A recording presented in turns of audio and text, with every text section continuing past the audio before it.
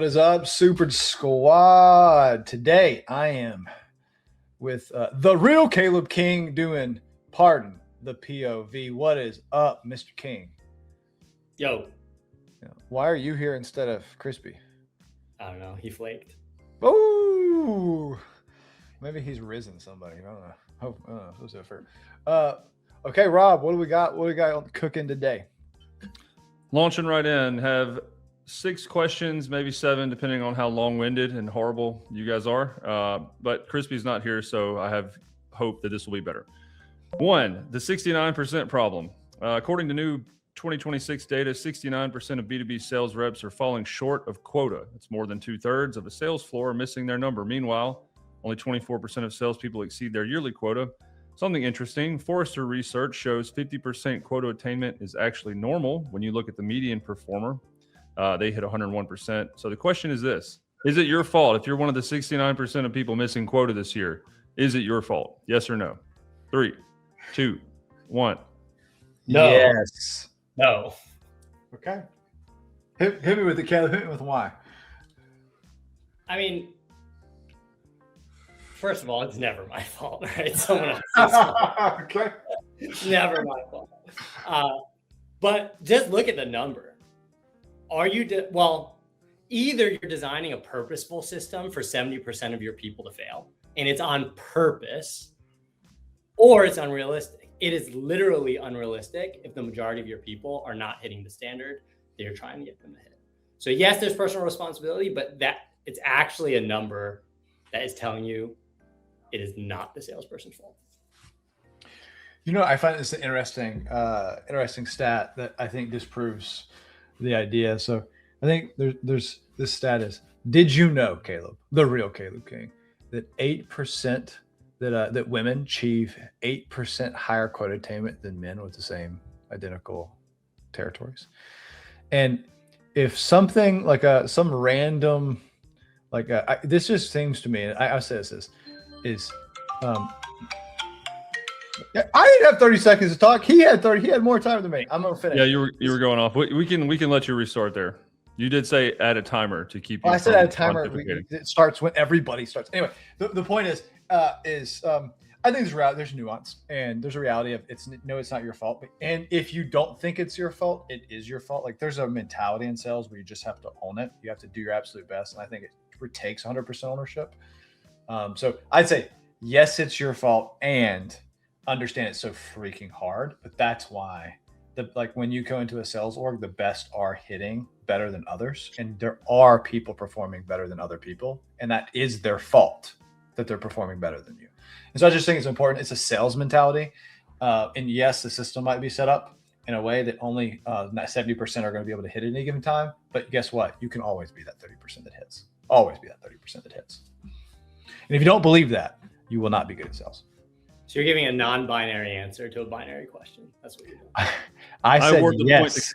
That is true. A very non-binary answer to a binary question. All right, number 2 on here, number 5 on your list. The Enablement ROI Crisis.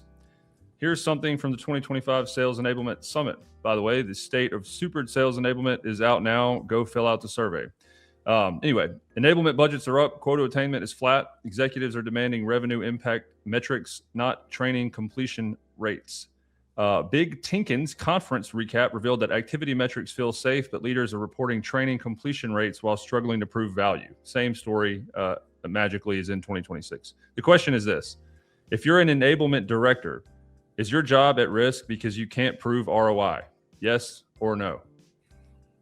3, 2, 1. Yes. Wow. Agreed. Great. Matt, go first. In 2000, from 2018 to 2026, enablement spend for sales team has increased 4x. Yet time in selling and doing selling activities has decreased during that same time. It's gone from 32% to like 28%. There is the way we think about enablement. I think the way we think about giving people inputs does not work, and we need to rethink enablement. If you're an enablement director and you're not changing people's behavior and you're doing training completion rates, your job is at risk. You need to think about how are you changing the way people do work on a very practical level that helps them spend more time selling. Great. Didn't even go over time. Caleb, anything to add? I know you agreed, but go ahead. It has been my experience at large companies with strong enablement teams, at enablement headcount, enough money for enablement headcount, where there's 80% of enablement materials. And I'm talking about, when we say materials, we talk about slide decks, LMS courses, like is irrelevant and non-useful, because there's a disconnect between the enablement folks and the salespeople and what we really think is useful. And I'm not saying it's their fault. It's a hard thing to do.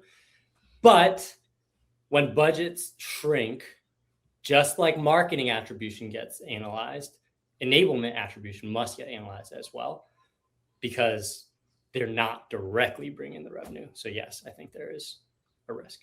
Interesting that nobody gave a plug for the swag that you're wearing. If only there was a solution for that. We'll move on to number 3, third question.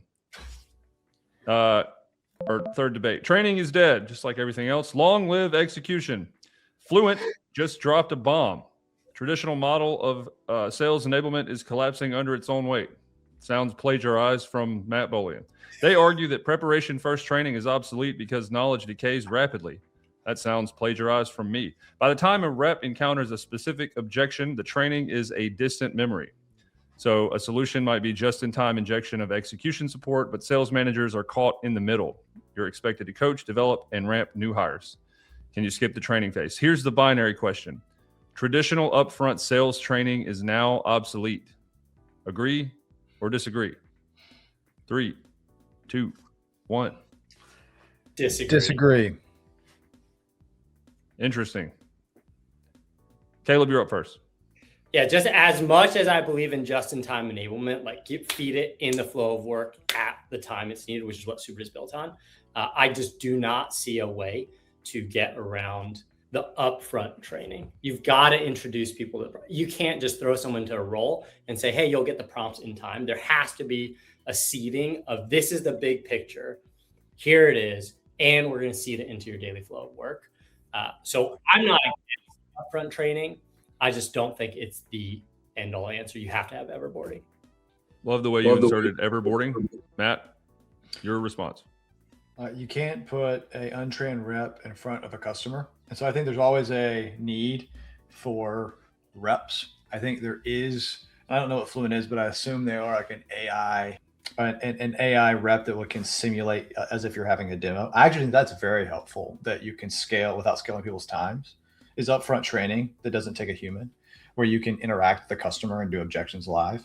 Then there is like the execution itself of learning what to do and the steps to do. And I think you got to marry these two things. There's upfront training and there is behavior execution that gives a customer and buyer experience. When those two marry, they're a very special program. So upfront training is not gone, it's just changes. And inflow of the work execution will continue to be more and more important. We're doing great on time today. Next question. And this one comes with a bit of a caveat. It's manager gap. So I'll give you the question or the context, and then I'll give you the caveat. Manager gap. Are you being set up to fail? Training Pros research identified the unspoken truth in sales enablement. The biggest performance gap is usually not the sales rep. It's the sales manager. Don't know if I agree with that, but we press on. They found that managers are expected to move past forecasting and become true multipliers of performance.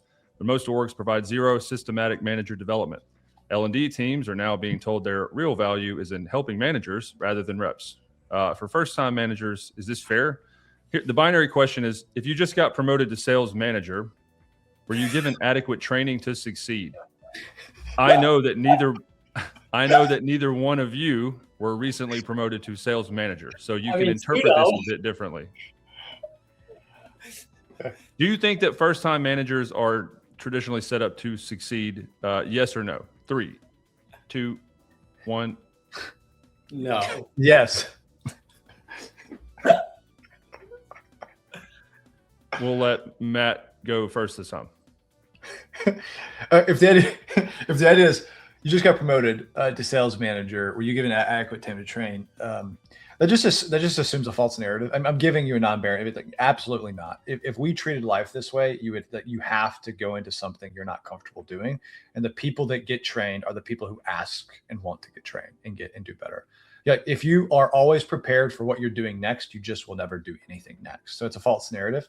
Like you can't have the expectation that you're going to be fully trained before you go into the next thing. Period. Again, this is a mindset issue, in my opinion. Now, you may be a sales manager and realize you don't like that job. That's a whole different issue than saying, I haven't been prepared for the job, I haven't been trained for the job. That's hogwash, because no one is. Learn. Caleb.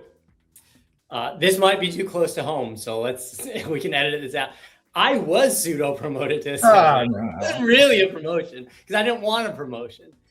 Was I given adequate training to succeed? No, I was given no training to succeed, and I don't expect it. Right, in the type of company that we're in, let's be like, we're bootstrapped. We're a couple people. I mean, what am I managing? 3 people. Which one? I'm one of them. No, I'm not going to ask Bolian to train me to be a manager.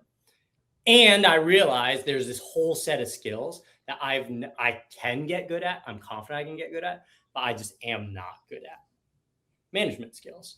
How do you coach people when they're doing poorly? How do you set expectations, and not waver on them without feeling uncomfortable? And so I did what Matt said. I borrowed books from the library and I read them. Right. And so did I feel prepared afterwards? No, I didn't feel prepared afterwards. But my personal experience, no, I was not set up adequately. And it's right, Matt. Don't worry about it. I think this is a really good question. I love these questions, Robert. We'll sit here a second. Is what Caleb did is what it takes to be a good sales manager. If you expect you're going to get trained in any org, you expect you're going to get trained. If you expect you're going to get something in order to become that thing, that's just a bad mindset. Just with this, I think it's more likely, and just sales management in general, is good reps. Like this idea that you evolve into a manager, that I get better and I become a manager, is a false narrative. Some people just should stay really good reps. Some people just don't enjoy managing people. They don't enjoy, it's just not fun. So I'm sitting with this and saying, if the only place you can go up is to be a sales manager in a company and you feel like you need that, hey, that is not what needs to happen. It's true.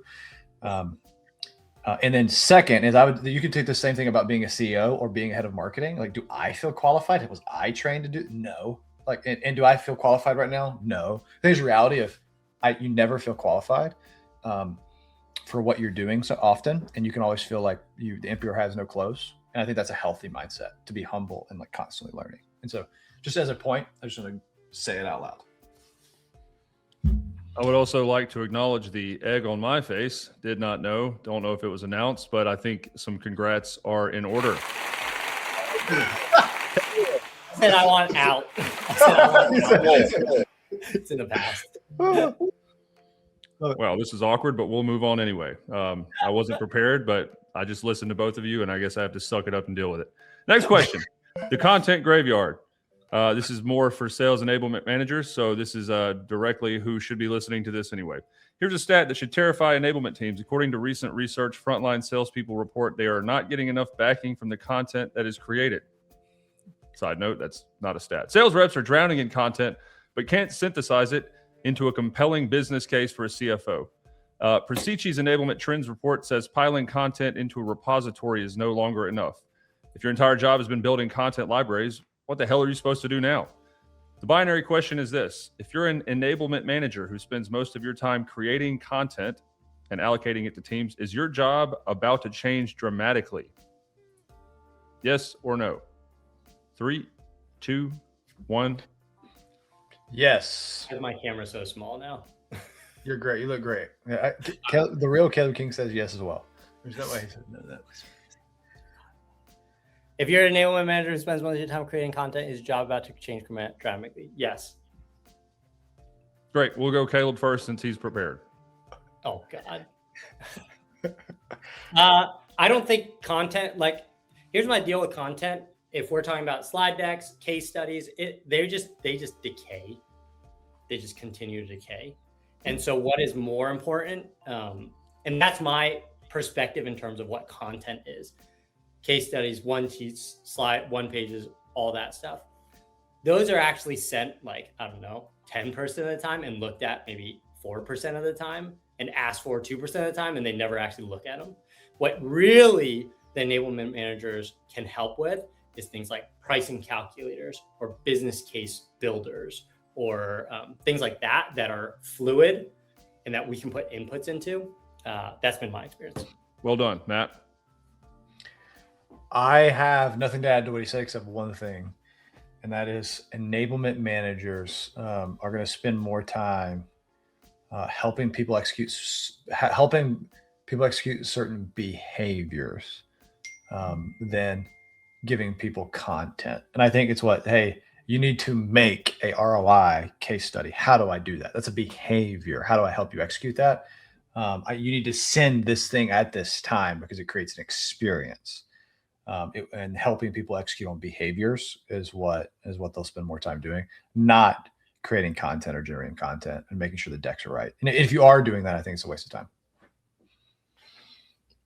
Love the point by virtue of Matt's response, which was mostly agreeing with Caleb. Caleb gets the point. Caleb, I think you're going to win. All right, we have time for one more question, maybe two. The 23-minute reset. The context, University of California, Irvine research shows it takes an average of 23 minutes to regain deep focus after a single interruption. Meanwhile, 2025 workplace studies found that about 80% of workers can't go a full hour without distraction, and about 60% can't make it 30 minutes. Sales teams face even more interruptions, Slack pings, manager check-ins, et cetera, et cetera. The average worker experiences 15 interruptions per hour. It's about every 4 minutes. Here's the math. If it takes 23 minutes to refocus, but you're interrupted every 4 minutes, when are you supposed to do deep work? The binary question to you is this. Sales teams should have designated no meeting, no message blocks daily. Agree or disagree? 3, 2, 1. Agree. Yes. Agree. Matt? It's there's just the math. Even before there was constant interruption, it's really freaking difficult to just execute. If y'all have ever been in a sequencer and you have 10, 15, 20 tasks to do, and you have to send a Loon video and you have to send an email, it is, you have to get in a flow state. And as soon as you're out, it is difficult. This just validates my felt experience. And when I see a good rep, I'll take Caleb. If you look at his calendar, you don't see this big blocks and chunks his time every single day because he's in that flow state and he blocks it off and doesn't take his, it's just so valuable to execute. And if you don't do it, you simply are not, you will not be as good as a sales rep. If you're doing any prospecting specifically for prospecting, you have to do this or it becomes essentially impossible. That's why they have things like power out. I think this just puts words to what we already knew. Excellent. You had 5 seconds left. Good job. Caleb, go ahead. Agree. I don't think that the company should enforce it. I think that the rep should have a responsibility to do it themselves, right? And maybe you need to enforce that at company level, but I do this 100%. The problem is we are trained to want distractions. How many times in a call do you slide over to your Slack and check if anything? We're trained to want distractions, and we don't understand that it's actually better to not reply to them or consume them while you're doing this, right? So you have to, it's a guardrail you have to put on yourself to be effective in any role, not just sales. Love it. We are at the 20-minute mark. I will give it to Matt first for a closing remark. I don't have anything, man. I just like Caleb. It was fun having you. I like your short, concise, sometimes angry, sometimes jokingly, always with conviction opinions. Appreciate having you on. Will the real Caleb King continue to join us? Is the question. Depends on how flaky Crispy is. Ooh. We will not edit that out. Caleb, any closing remarks? Nope. Thanks for having me. The internet is not a place for nuance, so I give binary responses to binary questions. Love it. Matt, close us out. No.